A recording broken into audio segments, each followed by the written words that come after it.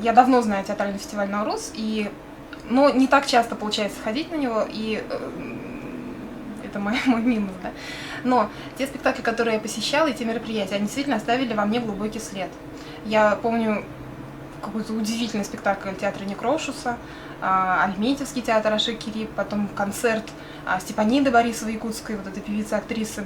И каждый раз для меня это были художественные открытия на самом деле.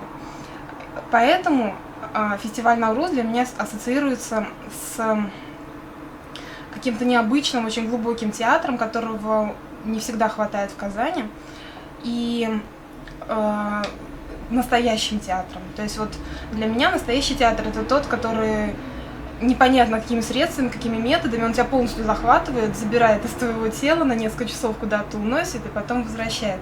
И вот эти эмоции я испытывала на спектаклях. И я надеюсь, что в этом году будет столько же прекрасных открытий.